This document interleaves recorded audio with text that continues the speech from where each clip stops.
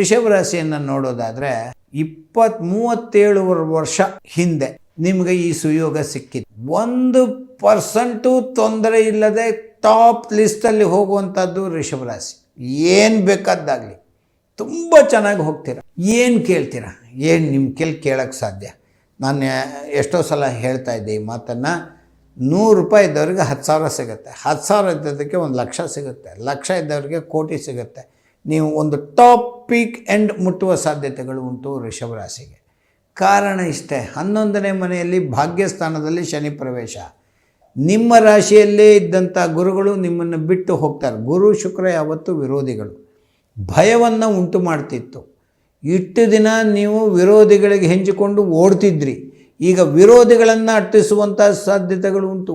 ಅದ್ಭುತವಾಗಿ ನೀವು ತಿರುಗಿ ನೋಡೋಕ್ಕೆ ಸಾಧ್ಯ ಇಲ್ಲ, ಅವರೇ ಹೊರಟೋಗ್ತಾರೆ.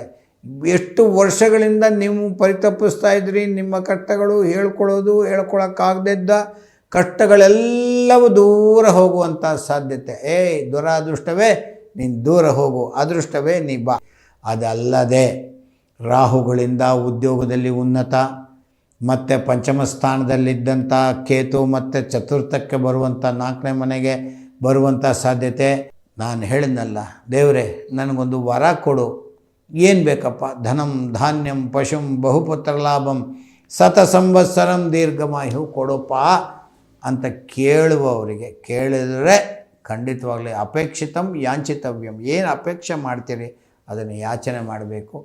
ಸುಖವಾಗಲಿ ಬಹುದುಃಖವಾಗಿರಲಿ ಸಕನೀನಾಗಿರೋ ಪಾಂಡುರಂಗ. ನಮ್ದು ಏನೇ ಒಳ್ಳೆಯದಾಗಲಿ ಕೆಟ್ಟದಾಗಲಿ ಪ್ರತಿಯೊಂದನ್ನು ದೇವ್ರಿಗೆ ಒಪ್ಪಿಸ್ಬಿಡ್ಬೇಕು. ಫೈನಲಿ ಆಧ್ಯಾತ್ಮಿಕ ಚಿಂತನೆ ಬರಬೇಕು. ಇವತ್ತು ನಾನು ಹೇಳಿದಂಗೆಲ್ಲ ಕೋಟಿಗಟ್ಟಲೆ ಬಂತು ಅಂತಲೇ ಇಟ್ಕೊಳ್ವ. ಆವಾಗಲೂ ಸದ್ವಿನಿಯೋಗ ಸತ್ಕಾರ್ಯಗಳು ಮಾಡೋದು ಹೇಗೆ ಮಾಡೋದು ಅಂತ ಮಾಡಬೇಕು.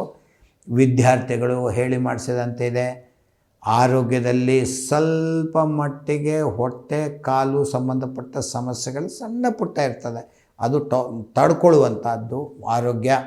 ಮತ್ತು ಮದುವೆ ರೈಟ್, ಇಷ್ಟು ದಿನ ನಿಮ್ಮನ್ನು ಒಪ್ಪಲಿಲ್ಲ ಬೇಡ ಅಂದವರು ಕರೆದು ನಿಮಗೆ ಕೊಡುವಂಥ ಸಾಧ್ಯತೆ. ಬನ್ನಿ ತಪ್ಪಾಯಿತು, ಅವತ್ತು ನಿಮ್ಗೆ ಹಿಂಗೆ ಹೇಳ್ಬಿಟ್ವಿ ಹಾಗೆ ಹೇಳ್ಬಿಟ್ಟು ತಂದು ಮತ್ತೆ ನಿಮ್ಮನ್ನು ಕ್ಷಮೆ ಕೇಳಿ ನಿಮಗೆ ಮದುವೆ ಮಾಡಿಕೊಡುವಂಥ ಸಾಧ್ಯತೆಗಳು, ನೀವು ಏನು ಇಷ್ಟಪಟ್ಟಿದ್ದರೂ ಅದು ಆಗುವಂಥ ಸಾಧ್ಯತೆಗಳು ಉಂಟು.